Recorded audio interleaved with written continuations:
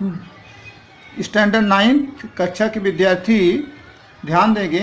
आज हम लोग साइंस सेकंड के अंतर्गत पाठ 16 आनुवंशिकता और परिवर्तन के अंतर्गत मुख्य बिंदुओं पर अध्ययन करेंगे। जैसे वंशागति है, वंशागति के अंतर्गत आनुवंशिकता, लक्षण और लक्षणों का प्रकटीकरण है। दूसरा पॉइंट है मेंडेल के आनुवंशिकता के सिद्धांत, गुणसूत्रों की असामान्यता के कारण होने वाला रोग। यहाँ पर विद्यार्थियों आप ध्यान देंगे कि कक्षा 9th में एग्जाम्पल तो अब ले लीजिए कि सभी लड़के और लड़कियों, जो लड़कियां हैं क्या एक जैसी दिखाई देती हैं? नहीं दिखाई देती। तो उनमें समानता अंतर किस आधार पर होता है, इसका अध्ययन हम लोग इस पाठ के अंतर्गत करेंगे। यहाँ पे एक साड़ी दी गई है। साड़ी में जैसे आप स्वयं, दादाजी आपके, दादी, पिताजी और माँ के त्वचा का रंग, चेहरे की संरचना, ऊंचाई, आँखों का रंग, हाथ के अंगूठे की रचना, समानता में क्या डिफरेंस है, उसकी साड़ी, इसको आप कंप्लीट करेंगे। दूसरा विद्यार्थियों, यह एक आनुवंशिक विज्ञान किसे कहते हैं?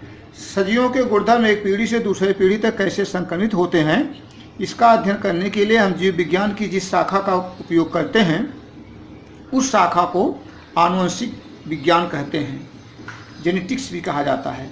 यहाँ पे 16.1 में चेहरे कुछ रचनात्मक अंतर दिखाए गए हैं। चेहरे की रचना, नाक और ओठों की रचना, कान की रचना, कपाल और बालों का कोण स्पष्ट किया गया है।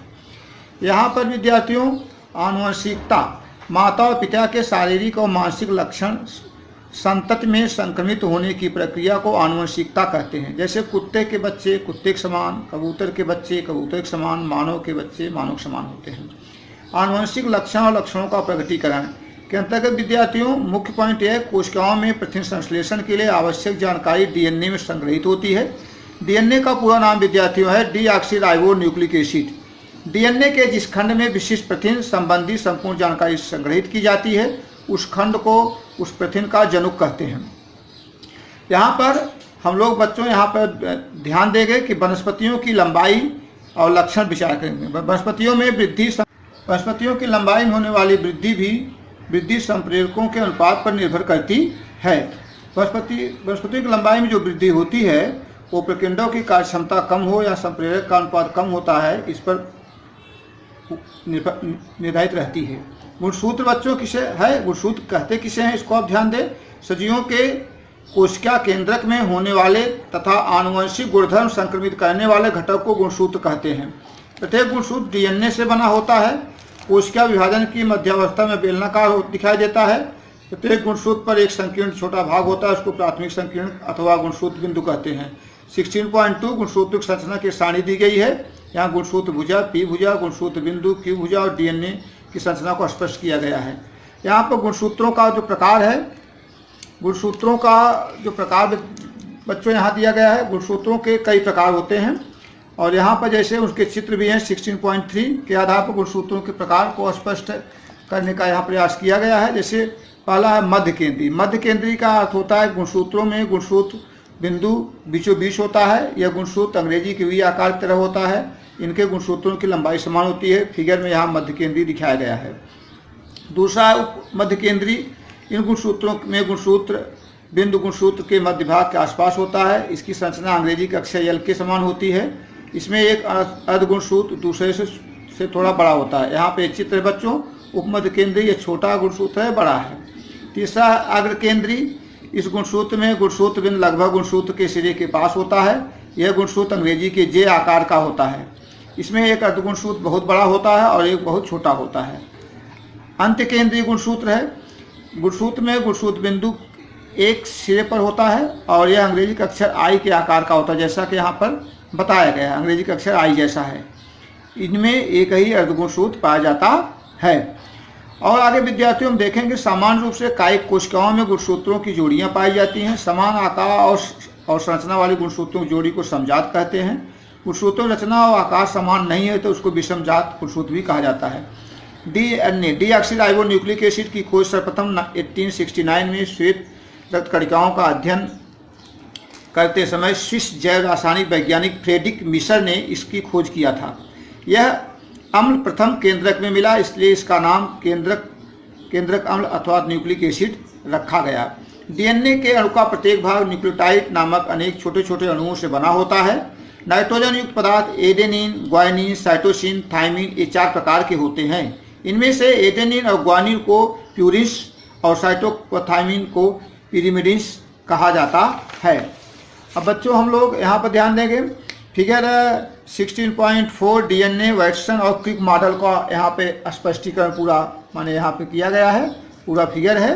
तो 1953 में वैटसन और क्रिक ने डीएनए की प्रतिकृति तैयार किया था और इसमें बताया कि न्यूक्लियोटाइड के 2 समांतर धागे एक दूसरे के साथ लपेटे हुए होते हैं, इन्हें द्विसर्पिलाकार पद्धति कहते हैं। तो द्विसर्पिलाकार पद्धति में डीएनए के अणु एक दूसरे से अटैच रहते हैं और न्यूक्लियोटाइड की रचना शर्करा के एक अणु से, नाइट्रोजन पदार्थ का एक अणु और फास्फोरिक अम्ल के एक अणु से जुड़ा होता है। नाइट्रोजन युक्त पदार्थ 4 प्रकार के होने के कारण न्यूक्लियोटाइड भी 4 प्रकार के होते हैं। डीएनए के अणु में न्यूक्लियोटाइड की रचना श्रृंखला जैसी होती है। डीएनए के 2 धागे यानी सीढ़ी के नमूने के 2 खंभे जैसे प्रतीत होते हैं। प्रत्येक खंभा बारी बारी से जुड़े शर्करा के अणु और फास्फोरिक अम्ल से बनता है। सीढ़ी का प्रत्येक पायदान हाइड्रोजन बंध से जुड़ी हुई नाइट्रोजन युक्त पदार्थों की जोड़ियां होती हैं। हमेशा एडेनिन की थाइमिन के साथ जुड़ी रहती है और ग्वानिन की साइटोसिन के साथ जुड़ी बनती है।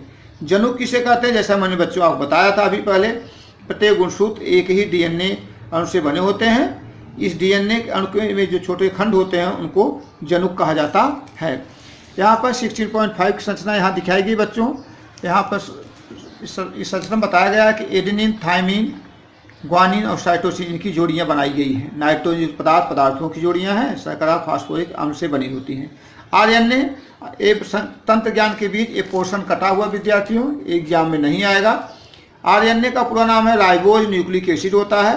यह कोशिका का दूसरा महत्वपूर्ण न्यूक्लिक अम्ल है। यह हम राइबोज, शर्करा, फास्फेट कण, ग्वानिन और साइटोसिन, एडेनिन व यूरासिल इन 4 नाइट्रोजन पदार्थों का अणु तथा नाइट्रोजन युक्त पदार्थ से बनता है। राइबोज, शर्करा, फास्फेट अणु नाइट्रोजन पदार्थ के अणु से बनता है। ये 3 प्रकार के आरएनए के 3 प्रकार के होते हैं। पहला स्मॉल आर आरएनए, यह राइबोज के घटक आरएनए का अणु होता है। राइबोज प्रतिन संश्लेषण का काम करता है। दूसरा एम आरएनए, कोशिका केंद्रक में स्थित जनकों के अर्थात डीएनए की श्रृंखला पर प्रोटीनों की निर्मित संबंधी संदेश प्रोटीनों की निर्मित करने वाले राइजोम्स तक ले जाने वाले दूसरे अणु होते हैं। ट्रांसफर आरएनए टीआरएनए, यह एम आरएनए से मिलने वाले संदेश के अनुसार अमीनो अम्ल के अणुओं को राइबोसोम्स तक ले जाने वाले आरएनए होते हैं। 16.6 आरएनए के प्रकार में यहाँ दिखाया गया है। M RNA, small RNA, tRNA का स्पष्टीकरण चित्र में स्पष्ट किया गया है। विद्यार्थियों हम लोग इसमें इस पाठ के अंतर्गत मेंडेल के आनुवंशिक सिद्धांत का अध्ययन करेंगे। आपको मैं सर्वप्रथम बता दूं, मेंडेल ने मटर के पौधे आपका पेशियम आपका सेटिवा पर इन्होंने अध्ययन किया था। इन्होंने मटर के 7 पॉइंट को लिया, उसमें प्रभावी अप्रभावी का अध्ययन किया, जो कि यहाँ पे सारणी स्पष्ट कर रही है। पहला, बीज का आकार गोला है, बड़ा गोले आकार का है तो कैपिटल आर, छोटा गोला स्मॉल आर। बीजों का रंग पीला है तो कैपिटल वाई, हरा है तो स्मॉल वाई। फूल का रंग जामुनी है तो कैपिटल सी, सफ़ेद है तो स्मॉल सी। सेम का आकार पूर्णतः भरी हुई बीज की फली है तो कैपिटल आई, चपटी है तो स्मॉल आई। सेम का रंग हरा है तो कैपिटल जी और पीला है तो स्मॉल जी। हरा है तो कैपिटल जी, पीला है तो स्मॉल जी। फूल की जगह मान कक्षस्थ कलिका है तो कैपिटल ए, सिरे पर कलिका है तो स्मॉल ए। तने की ऊंचाई काफ़ी बड़ा पौधा है उतना है तो कैपिटल टी, छोटा है तो स्मॉल टी। इसके आधार पर इन्होंने यहाँ किया है। क्या आप ये जो है वैज्ञानिक परिचय कटा हुआ है, कैंसिल है। क्या आप जानते हैं मानव की कुछ महत्वपूर्ण तथा अप्रभावपूर्ण विशेषताएं? मुड़ने वाली जीभ माने प्रभावशाली, न मुड़ने वाली अप्रभावशाली। हाथ पर बालों को होना प्रभावी, हाथ पर बाल न होना अप्रभावी। काले गुराले बाल प्रभावी, भूरे सीधे बाल अप्रभावी। कान की खुली हुई ललरी प्रभावी, कान से चिपकी हुई ललरी अप्रभावी। मेंडल का संक्रमित संतत प्रयोग यहाँ पर बच्चों जनक पीढ़ी में माने दिखाया गया है। यहाँ पे एक सारणी बनाई गई है। यहाँ पे कैपिटल टी स्मॉल टी, तो इस कैपिटल टी से एक कैपिटल टी, स्मॉल टी से एक small T, capital T small T, यह फोन पीढ़ी बनती है। यहाँ पे एक सारणी दी गई है, capital T small T, capital T small T.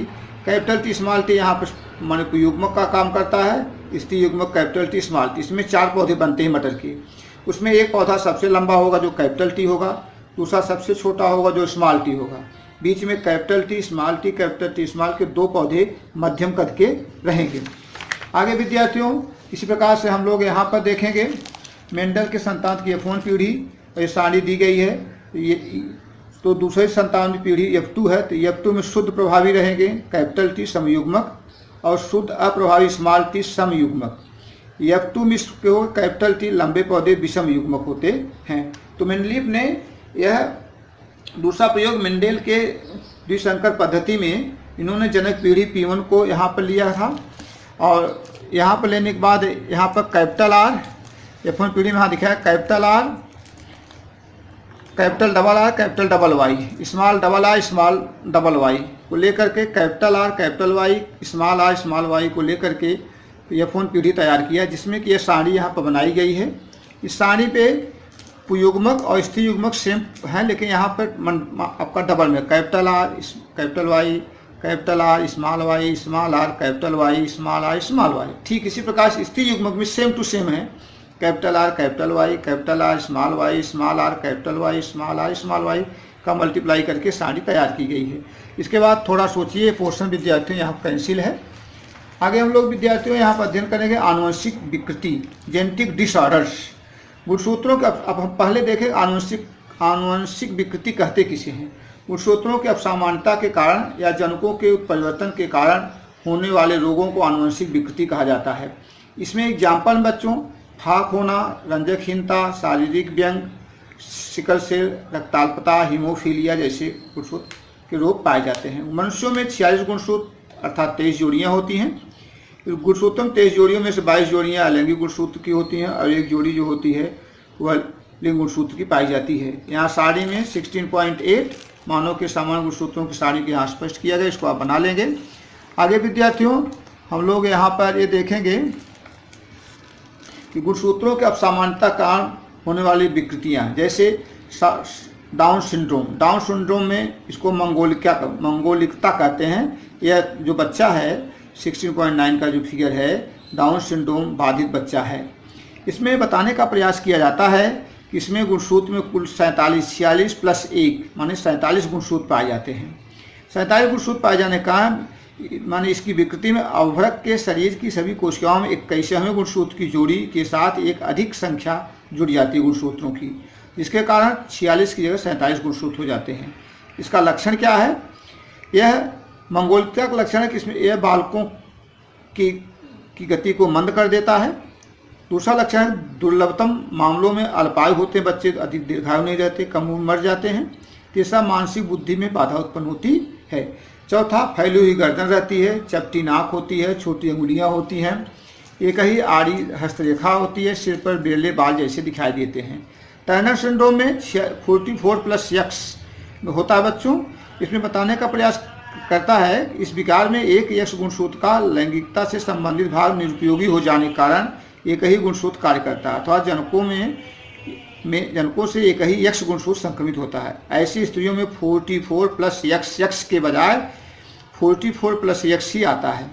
ऐसे में प्रजननेंद्रियों की वृद्धि पूर्ण नहीं होने के कारण उनकी प्रजनन क्षमता पर प्रतिकूल प्रभाव पड़ता है।